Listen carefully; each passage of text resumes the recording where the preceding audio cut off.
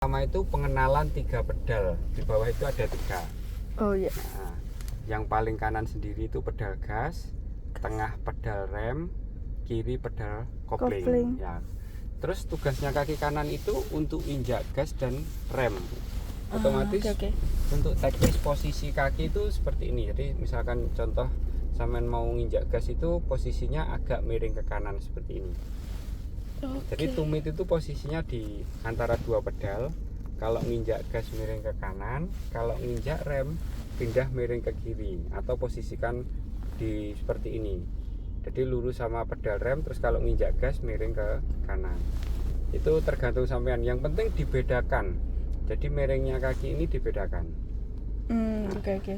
Jadi di kondisi sampean butuh gas berarti harus agak miring ke kanan. Kalau mau ngerem ya harus dipindah miring ke kiri. Oke. 2 pedal itu sangat sensitif. Itu berlaku di semua kendaraan. Karena pedal gas itu pakai hidrolis, nggak pakai kawat sentring seperti mobil lama. Ini termasuk kan mobil baru 2017 kan. Itu sistemnya dia hidrolis, sangat ringan dan sensitif. Rem juga sama. Untuk tekanan gas itu bisa kita cek. Yang angkanya satuan itu ini yang angkanya satuan ini ukuran tekanan gas. Oh ini gas. Nah, ini posisi mobil kebetulan sudah nyala ya. Nanti saya coba sampai praktekkan, nyalakan atau matikan, nggak apa-apa nanti aja. Okay. Nah, ketika mobil sudah nyala, dia nggak di angka 0, dia ada di angka 1. Artinya belum kita tekan gas atau belum digas itu mobil sudah punya tenaga. Bisa kita gunakan untuk ngawali jalan pada saat belok, atau mungkin di gang-gang yang menurut sampean itu sangat sempit.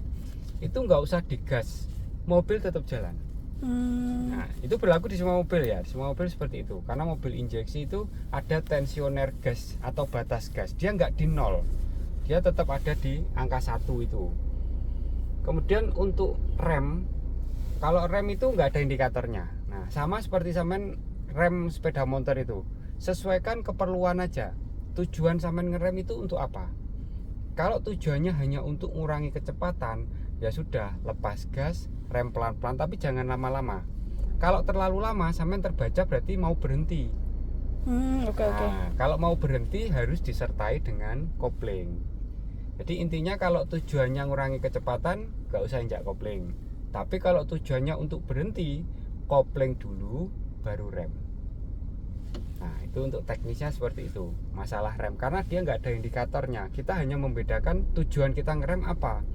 Kalau ngurangi kecepatan, nggak usah pakai kopling. Kalau kita tujuannya berhenti, kopling dulu baru rem. Oke ya, itu bisa dipahami. Sekarang untuk kopling. Jadi pedal kopling itu yang paling vital di mobil manual. Untuk teknis nginjak kopling itu kakinya atau tumitnya agak diangkat seperti ini. Kalau misalkan nggak pakai alas kaki ya pakai bawah jari seperti ini. Nekannya itu seperti sampean jinjit. Sampean tahu jinjit? Iya. Ya. Atau sampean seperti nendang sampai penuh. Oh berarti bukan jarinya yang dipakai ya? Bukan, bawahnya jari. Jadi ini. Nah, seperti sampean jinjit kan seperti ini tumpuannya kan. Nah, seperti ini. Jadi nekannya itu full penuh, langsung tekan sampai penuh, lepasnya yang pelan-pelan. Nah, jadi kalau lepas tumitnya diarahkan ke bawah, jangan diangkat seperti ini. Kalau nekan tumitnya diangkat, biar tenaga kita itu full, gede tenaganya. Lepasnya baru di bawah. Nah, ini fungsinya untuk tumpuan ketika sampean nahan setengah kopling. Nah, setengah kopling itu ketika kita mungkin ngawali jalan pada saat belok dan kita menginginkan kecepatan stabil, nggak kenceng juga nggak pelan, itu kita butuh nahan setengah kopling.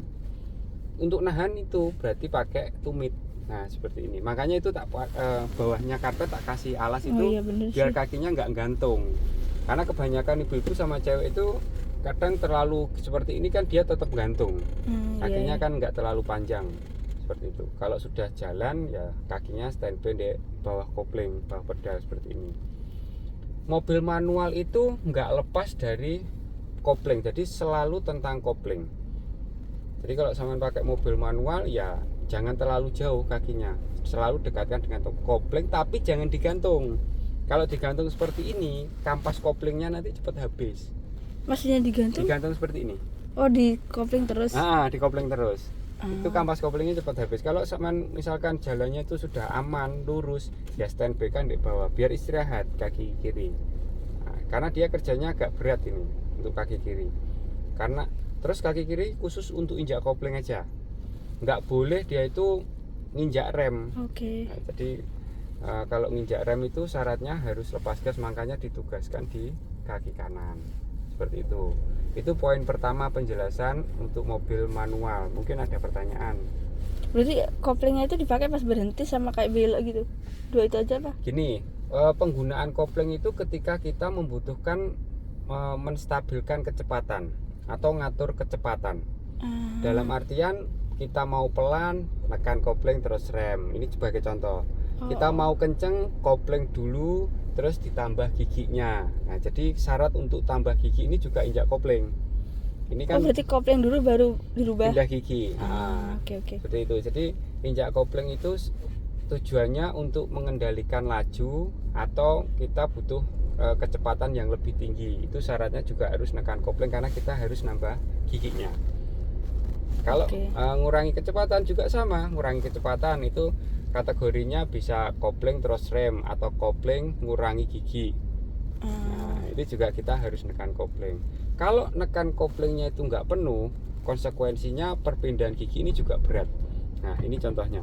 Kalau ini kita tekan penuh, ini juga lebih ringan. gampang, Pakai satu jari gini bisa pindah gigi itu. Kalau dia penuh, kalau separuh gini dia berat loh. Oke. Nggak bisa seperti itu. Itu ya. Jadi makanya dibiasakan kaki kiri kalau ketemu pedal kopling tendang aja koyok sampean gregeten. Karena di awal-awal mungkin agak canggung ya, karena per kopling tiap mobil itu beda-beda. Ada yang berat, Mbak. Ada yang ringan. Itu sampean harus menyesuaikan. Kalau posisi kakinya sampean seperti ini, sampean itu selalu siap ketemu pedal kopling berat maupun ringan itu pasti kuat. Nggak mungkin nggak. Sama seperti sampean nekan per itu loh. Nah, jadi nekannya itu sampai padat, lepasnya baru pelan-pelan. Nah, seperti itu. Itu untuk teknis. Mungkin ada pertanyaan lagi. Ini kalau mau pindah gigi itu harus kopling apa nggak usah? Iya. Oh, berarti harus kopling ya? Pindah itu nambah ataupun ngurangi itu harus nekan kopling. Terus itu direm nggak sih Pak kalau pas pindah gigi? Enggak. Oh, langsung kopling sama ini aja? Iya. Nambah gigi itu ya enggak direm. Ya sama seperti sampean itu naik motor kopling itu. Indikatornya ketika mobil itu sudah dengung mesinnya atau digas itu berat, berarti dia minta ditambah atau diringankan giginya. Kalau ngurangi gigi itu enggak ada indikatornya. Kalau ngurangi gigi itu sesuai dengan feeling. Jadi kalau menurut sampean mobilnya semakin pelan, ya dikurangi giginya. Kalau misalkan dari 3 dikurangi 2. Kalau misalkan sampean berhenti, ya dipindah ke 1. Jadi berurutan. Mulai dari gigi dasar itu gigi 1. Penjelasannya seperti itu. Paham? Ya, oke Pak. Oke, sekarang ada pertanyaan? Nggak ada? Ini kalau mau ngegas, misalnya baru berhenti terus mau jalan. Tetap itu pertama itu lepas tengah kopling dulu. Unsur gas itu ketika sampean sudah lurus dan aman baru ditambahkan gas. Karena nggak digas pun ketika sampean lepas tengah kopling mobil itu bisa jalan. Jadi sampean konsentrasinya tuh cukup lepas kopling pelan-pelan. Lepas kopling itu Mbak, konsekuensinya kalau sampean kecepatan mobilnya bisa loncat atau mati mesin. Wow. Tapi kalau terlalu lama ya dia nggak jalan-jalan. Seperti itu. Ini saya kasih contoh ya. Misalkan kita mau jalan maju. Ini nggak ada pedal gas di sini, hanya pedal kopling sama rem. Gas hanya ada di sini, di sana. Nah, pindah gigi 1. Pada saat sampean pengen jalan, cukup lepas kopling pelan-pelan, dia itu sudah bisa jalan. Iya 1 ya soalnya. Karena dia sudah punya tenaga. Kopling, rem, karena kita tujuannya ngerem untuk berhenti, makanya kopling dulu. Mundur itu juga sama. Coba kita pindah gigi R atau mundur. Oh, mundur itu R. Reverse. Terus kita lepas koplingnya pelan-pelan. Dia sudah bisa jalan. Nggak usah terlalu pakai unsur gas dulu. Di awal-awal itu yang perlu kita hafalkan di mana setengah kopling mobil yang kita pakai. Jadi kalau mobil itu mungkin ini kampas koplingnya masih bagus, sampai lepas sedikit gini sudah jalan. Nah, seperti ini. Tapi kalau kampas koplingnya itu sudah mau habis, mungkin agak lebih tinggi. Jadi setengah kopling itu momen pada saat mobil mulai bergerak, itu setengah koplingnya. Oke. Jadi jarak antara mobil berhenti dan mobil bergerak itu setengah kopling. Itu penjelasannya. Itu yang harus kita hafalkan, karena tiap mobil beda-beda. Ada yang dilepas dikit bisa jalan, ada yang dilepas di tengah baru jalan, ada yang dilepas lebih tinggi lagi baru jalan, seperti itu perbedaannya. Oke, sudah paham? Apalagi? Sudah. Kayaknya udah. Sekarang yang kedua, poin yang kedua itu penjelasan pegang setir dan putar setir. Pegang setir itu tangan kanan kiri sejajar agak menghadap ke atas seperti ini. Ini tempat jempol ya. Jadi tempat jempol kita itu seperti ini. Nah, ini. Oke, ini pegang setirnya seperti ini. Terus mulai dibayangkan, kan sampean ini masa transisi dari naik motor ke naik mobil. Iya. Kalau naik mobil sampean itu punya dua sisi depan. Sisi depan kanan dan kiri, terus dua ban depan kanan dan ban depan kiri.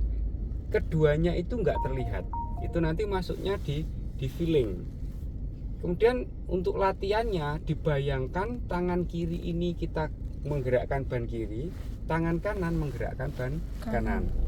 Sekarang untuk porsinya, kalau misalkan kebutuhannya itu belok sedikit, belok yang enggak beberapa kali putaran ya, belok sedikit itu contohnya ya mau menepi ke kiri jalan, mau mendahului, mau menghindari objek-objek tertentu di gang sempit, itu tergolong belok sedikit. Kedua tangan ini ikutkan semua. Paling belok sedikit itu enggak sampai satu putaran, mungkin seperempat atau setengah putaran gini sudah cukup dia. Karena keperluannya cuma sedikit itu ya, contohnya untuk menepi ataupun mendahului seperti itu. Kemudian jangan lupa dikembalikan ke posisi lurus lagi, karena kalau beloknya sampean itu sedikit, otomatis kembalikannya juga harus lebih cepat. Makanya kenapa kedua tangan ini diikutkan semua untuk indikator. Jadi kalau sampean pengen meluruskan ya sejajarkan lagi aja tangannya kanan kiri, dia sudah pasti kembali posisi lurus. Oke, itu belok sedikit. Yang kedua itu belok yang butuh beberapa kali putaran. Contohnya apa? Yang pertama itu belok 90 derajat atau belok tajam. Belok tajam itu kita butuh putaran setir minimal satu putaran. Satu putaran itu gini, indikatornya logo S ini, sampean misalkan belok kiri ya, sampean putar kembali ke logo S ini lagi, itu satu putaran, Pak. Nah, saya bilang satu putaran itu indikatornya seperti itu. Biar sampean punya batasan. Kalau sampean putar terus, ini maksimalnya 2 kali putaran aja. Kenapa saya bagi-bagi? Kalau 90 derajat itu satu putaran, biar porsinya sampean itu nggak kebanyakan juga nggak kurang. Oke, situ. Sekarang cara putar setirnya dari posisi kejar. Misalkan mau belok kiri, putar estafet atau putar sambung. Caranya gini, putar sebelum tangan kiri ini silang, pindah di belakangnya tangan kanan untuk membantu narik. Ini sudah dapat satu putaran ke kiri. Terus kembali ke kanan, sama seperti sampean belok kanan, tangan kiri dulu yang mulai, tangan kanan pindah di belakangnya tangan kiri. Nah, seperti ini. Ini dimungkinkan sampean itu efektif, jadi nggak terlalu banyak gerakan. Kalau misalkan belok seperti ini apakah boleh? Kan seperti ini kan bisa dorong tarik, ini juga bisa. Dia bisa belok, tapi kita susah mengingat ini berapa putaran. Terus cenderung efeknya kalau di dalam mobil itu seperti dibanting-banting. Yang jadi korban penumpangnya sampean cepat mabuk kalau seperti itu. Oke ya, ini coba boleh disimulasikan untuk seperti tadi. Putar setirnya. Benar. Terus balik. Ya, itu bantu. Oke. Nah, itu satu putaran. Terus kembali. Nah, itu nanti bisa disesuaikan dengan tempat duduk, karena pegang setir itu terlalu jauh juga nggak nyaman, terlalu dekat ini juga kesulitan ngatur posisinya. Jadi posisi badan sama setir ini ya dijaraki, paling nggak ya segini lah. Nah, intinya kita bisa mutar setir itu luas, jadi nggak ketekan juga nggak kejauhan. Nanti bisa sama setting itu. Oke, terus yang kedua belok 45 derajat atau tikungan. Jangan pernah ngerti tikungan, nikung kanan, nikung kiri. Dia nggak terlalu tajam atau bentuknya seperti huruf C itu loh. Itu porsinya setengah putaran. Setengah putaran itu gini, misal sama nikung ke kanan, maksimal ya setengah putaran itu cukup dorong. tarik, ini sudah dapat setengah putaran. Jadi intinya tangannya sampean ini jangan sampai nutupi pandangan. Kalau sampean silangkan gini, tangannya sampean ini nutupi pandangan bisa. Nah, tapi kalau sampean lemparkan gini, dorong, tarik gini, tangannya sampean itu tetap di kanan kiri. Jadi nggak nutup pandangan. Tujuannya seperti itu. Jadi kalau 90 derajat pakai cara putar estafet. Gimana kalau 90 Kak? 90 derajat. Ya kiri, sama. langsung? Udah gini aja. Tuh, Apa enggak? Satu lagi. Ini Belok tajam itu. Oke. Atau belokannya bentuk huruf L terus dikembalikan lagi ke kanan. Tuh bukan. Gini. Enggak. Iya bener. Oke. Nah, itu belok 90 derajat. Ya contohnya gini, belok 90 derajat itu pertigaan, perempatan, masuk gang, masuk garasi atau masuk rumah itu tergolong belok tajam. Intinya sebelum sampean belok itu sampean analisa dulu. Ini beloknya seberapa nih? Belok tajam, oke, berarti minimal 1 putaran. Minimal. Kalaupun belokannya itu sempit ya 1,5 putaran cukup. Kayak gambaran gini. Kenapa saya sampaikan seperti itu? Agar sampean itu seperti ini. Misal kita mau belok kiri, ini mobil kita, ini trotoar, katakanlah ini trotoar. Indikatornya kapan sampean harus mulai putar setir. Ini garis ini katakanlah cover spion. Anggap cover wadahnya spion ya, bukan kacanya ya. Wadahnya itu yang hitam ini. Wadah spion sebelah kiri lurus sejajar dengan trotoar terakhir. Trotoar terakhir ini baru kita mulai putar setirnya ke kiri. 1 putaran. Nah, diharapkan sampean itu tetap di poros gini loh. Nah, jadi kalau sampean mutarnya 1 putaran, sampean itu tetap ada jarak dengan tepi kiri dan tidak melebar ke kanan. Kalau tepi kiri ini kan nggak bisa terlihat, Pak. Tapi kalau sampean pakai teknik, dengan sendirinya dia terhindar. Jadi nggak usah sampean hindarkan, pasti sisi kiri ini aman. Seperti itu. Dengan catatan itu tadi, panduannya cover spion sejajar objek terakhir sebelum sampean belok.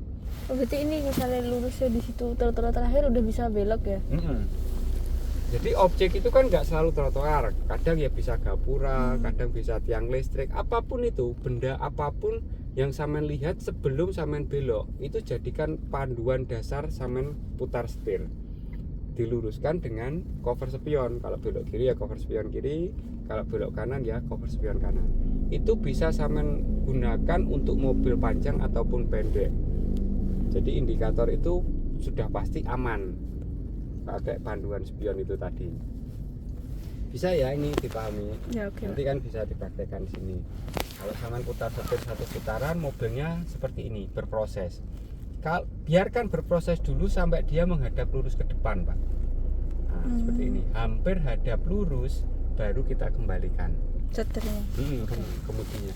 Karena kalau naik mobil itu beda dengan motor. Kalau naik motor itu sampean misalkan belok ke kiri, langsung sampean kembalikan ke kanan sebelum motor itu posisinya lurus. Karena posisinya 1 ban. Jadi hanya 1 di depan nih sampean. Tapi kalau mobil sampean harus nunggu beberapa saat. Karena yang sampean belokkan ini 2 sisi. Selalu bayangkan ketika sampean naik mobil itu sampean bawa barang berbentuk persegi. Dan letaknya sampean itu di depan sebelah kanan. Nantinya kalau sampean sudah di jalan raya, posisinya sampean ini pasti mendekat dengan kendaraan yang dari depan. Kalau naik motor kan kita sangat jauh nih, nah, karena di pinggir. Tapi kalau naik mobil, mau nggak mau sampean harus beradaptasi posisinya di tengah-tengah jalan atau mendekat dengan mobil depan, motor depan, seperti itu. Itu perbedaannya. Kalau sampean selalu menghindarkan ke kiri, ya nanti bodi kiri akan turun dari aspal. Polanya seperti itu. Jadi biasakan aja kalau misalkan ada garis marka ya sampean posisinya di tengah-tengah garis marka atau di sebelah kirinya sedikit gitu. Tapi kalau misalkan nggak ada garis markanya, panduannya kita bisa cek di spion kiri. Misalkan jalan pedesaan, ya panduannya kita lihat tepi jalan. Oke, seperti itu ya. Nanti kalau sudah simulasi di jalan memahami. Terus yang terakhir setelah 45 derajat tadi 180 derajat atau putar balik U. Putar balik ya. Itu butuh putaran setir 2 kali atau sampai maksimal. 2 kali itu sampai full, sampai maksimal. Jadi kalau sampean putar balik nggak mungkin kurang dari 2 kali putaran. Kalau kurang dari 2 kali putaran, misalkan gini, trotoar Sampean mutar setirnya harus 2 kali. Sama panduannya cover spion sejajar trotoar terakhir, putar setirnya 2 kali. Nah, mobil sampean akan seperti ini prosesnya. Kalau kurang dari 2 putaran, sampean itu belok. Tetap sampean itu mau putar balik, tapi sampean sangat melebar ke sini. Nah, jadi sangat ngepres di sini kondisinya seperti itu ya. Oke, itu 3 macam belok. Indikatornya cover spion ya, objeknya apa berubah-ubah, objeknya itu kan bisa berubah-ubah. Oke, itu poin yang kedua. Ada pertanyaan? Udah. Setir. Oke, udah. Oke ya. Terus yang sebelah kanan ini stick lampu sen atau lampu reading. Itu lampu sen. Kalau diarahkan ke bawah itu sen kanan pakai jari tengah. Coba simulasikan ya Pak. Nah, sen kanan. Salah ya indikatornya. Terus ke atas netral, ke atas lagi sen kiri. Nah, seperti itu. Yep. Stick itu bisa kembali otomatis setelah sampean bales setir. Jadi nyalakan sen itu kan ya wajibnya kalau kita mau belok. Sebenarnya nyalakan sen itu ketika mau mendahului juga harus nyalakan sen, tapi itu opsional. Kalau mau mendahului kok sekiranya belakang itu ramai kendaraan ya sampean harus nyalakan sen. Tapi kalau belakang sepi nggak usah, langsung mendahului aja nggak apa-apa. Tapi kalau belok jadi wajib. Kalau sampean mau belok kanan atau belok kiri itu wajib nyalakan sen itu. Aturannya 50 meter, Mbak. Nyalakan sen itu 50 meter sebelum kita belok. 50 meter itu dibuat rata-rata ya kita berhenti dengan trotoar depan itu. Tempat ibu sama anak itu bukan? Kejauhan. Oh, yang nah, depan mobil. Ini. Depan mobil kita ini. Nah, itu kan ada taman kan. Nah, kalau tujuan kita itu beloknya di taman itu, dari sini kita sudah harus nyalakan sen. Oke. Itu 50 meter. Jadi nggak terlalu dekat juga nggak terlalu jauh. Selalu dibiasakan nyalakan sen, karena kalau naik motor itu kadang kita kalau ibu-ibu atau cewek ya mau belok ngecek spion langsung belok aja, atau bahkan nggak ngecek spion kalau ibu-ibu kan. Iya, kadang-kadang langsung belok. Itu dihilangkan kebiasaan seperti itu. Jadi usahakan ngasih tanda, karena gestur kita nggak terlihat sama kendaraan dari belakang. Dia nggak bisa menebak mobil sama ini mau belok kemana, nggak bisa. Tapi kalau motor bisa, karena badannya sampean kelihatan sampean ini mau belok kiri atau kanan kadang sudah terbaca. Tapi kalau mobil nggak bisa, dia hanya membaca indikator lampu motor atau mobil belakangnya sampean. Kalau sampean tiba-tiba belok ditabrak ya sampean yang salah, fatal di situ. Oke, terus tambahan klakson itu ada di area sini, tepi kanan, bawah, kiri, ditekan gini. Nah, tuh jadi untuk nyalakan klakson, karena ya penting juga klakson itu di jalan. Jangan ragu-ragu. Terus kalau ada kondisi atau kelihatan ketemu orang sama yang gerakannya nggak jelas atau nggak tegas, itu sampean harus nyalakan klakson, karena sampean bawa mobil seperti itu. Oke, sekarang yang terakhir untuk perpindahan gigi. Ya, di mobil manual itu sampean disiapkan 5 kali perpindahan gigi. Memang disiapkan 5 kali. Cuma kalau untuk pemula atau yang baru belajar itu dihafalkan sampai 3 aja sudah cukup. 4 sama 5 itu nanti ketika sampean itu sudah mulai lancar atau sudah kenal sama dimensi mobilnya atau sama perangkatnya untuk kecepatan tinggi. Sekarang posisi teknisnya ya. Sekarang untuk posisi gigi itu netral di antara 3 dan 4 atau di tengah-tengah sini, Pak. Nggak ada tulisannya ya. Nggak ada tulisannya, nggak ada indikatornya kalau di mobil manual. Tapi bisa kita cek. Kalau tuas ini ada di netral, harusnya bisa diarahkan ke kiri dan ke kanan longgar. Nah, jadi sampean boleh cek. Kalau misalkan nih contoh nih, misalkan di angka 3 gini, dia nggak bisa diarahkan ke kiri kanan. Jadi kayak terbatas. Tapi kalau di posisi netral ini bisa seperti ini. Oke, sekarang arahnya pindah gigi itu sesuai dengan gambar ini. Kalau netral di antara 3 dan 4, 1 berarti arahnya kiri depan. Oke. Tangan ini juga mengarah ke tujuan, Pak, kiri depan. Jadi dari posisi sampean megang tuas itu menentukan benar atau enggaknya. Jangan sampai pegang tuas itu seperti megang botol atau sampean tutupi gini. Sesuaikan dengan tujuannya. 1, mana? Kiri depan, berarti tangannya nekan ke kiri, dorong depan. 1. 2, kiri belakang, tangannya juga sama, tekan ke kiri, tarik belakang. Nariknya itu terus sampai belakang ya. Kalau sama nekannya itu cuma sedikit gini, terus samain lepaskan, dia ke tengah. Nah, bisa jadi keempat. Jadi dorong ke kiri ini sampai belakang. Dia tepat di gigi 2. Oke, terus sekarang dari 2 ke 3. 3 itu letaknya di antara 1 dan 5. Prosesnya itu cukup dorong ke depan, terus depan lagi. Oke. Jadi nggak usah ditekan ke kiri, nggak usah ditarik ke kanan. Ini tipis, jarak antara 3, 1, kemudian 5 ini tipis-tipis. Nah itu. Makanya teknik ini benar-benar cenderung kesalahan itu rata-rata dari 2 ke 3. Karena sebelum kita pindah gigi itu ada kemungkinan kita gugup, kondisi lalu lintasnya padat, akhirnya tekniknya ini salah. Tipsnya gini, sebelum sampean pindah gigi, lebih-lebih gigi 3 ya, sampean cek dulu. Jadi ini giginya benar-benar mau ke 3 apa enggak. Terus tunggu sampai lalu lintasnya itu benar-benar kondusif, baru sampean pindah giginya. Itu untuk mengurangi resiko salah. Cukup gini aja. Jadi sikunya itu keluarkan dari jok, terus dorong ke depan. Gitu aja untuk perpindahan gigi. Oke, sekarang saya lanjutkan dari 3 ke 4, pegangnya dari depan, tarik belakang. Lurus kan, dia sejajar kan. Dari 4 ke 5, nah ini step by step. Jadi netral dulu, ke tengah dulu, tarik kanan, kemudian depan. Jadi beda dari 2 ke 3 sama 4 ke 5 itu beda. Kalau 2 ke 3, kenapa tinggal kita dorong? Karena pada saat dinetralkan, tuas itu kembali ke tengah. Tapi kalau dari 4 ke 5, dia nggak ke kanan, dia tetap di tengah. Perbedaannya seperti itu. Dari 2 ke 3 langsung bisa.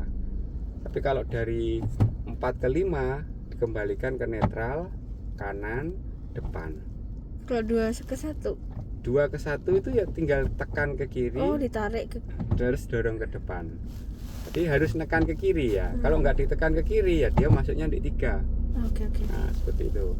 Perpindahan gigi untuk maju itu aturannya harus urut. Makanya saya sampaikan teknik ini tadi biar sampean itu nggak salah pindah gigi. Ketika sampean salah, mobil itu juga mesinnya bereaksi.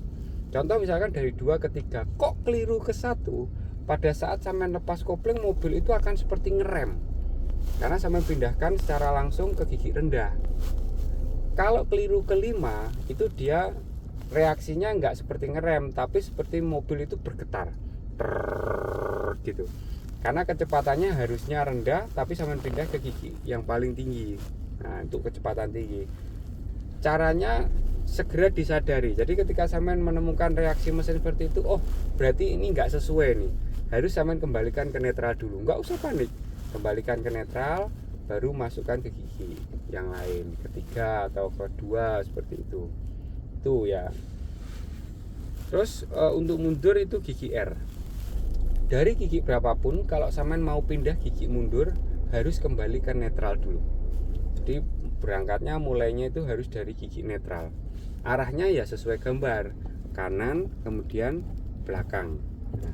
Nah seperti ini. Jadi tangannya narik kanan kemudian belakang sampai itu tadi alarmnya berbunyi seperti itu. Kalau nggak berbunyi berarti itu gigi 4. Nah kadang itu seperti itu. Kalau benar-benar R dia harus bunyi seperti ini. Nggak ada indikatornya, di situ juga ada tulisannya soalnya. Kecuali mobil matic. Kalau mobil matic itu ada indikatornya, tulisannya PRD itu ada di speedo, tapi kalau manual nggak ada. Seperti itu ya. Oke, itu ketiga poin. Jadi kalau sampean mau naik mobil manual itu menjadi dasar sampean harus memahami 3 poin itu. Pedal, setir, perpindahan gigi. Itu harus sampean kuasai. Baru nanti kita melebar untuk masalah haluan. Haluan itu Mbak dibentuk. Jadi haluan itu dibentuk dengan jam terbang tinggi. Kalau sampean pengen hafal sama haluan mobil itu, ya sesering mungkin pakai mobil itu. Berarti itu aja jawabannya. Jadi bukan harus kita pinter materinya, tapi kita harus terbiasa pakai mobil itu untuk menguasai haluan ini tadi. haluan depan atau haluan belakang. Ada pertanyaan untuk poin yang ketiga, perpindahan gigi. Udah. Coba disimulasikan, nggak apa-apa untuk masalah pindah gigi ini. Coba simulasikan untuk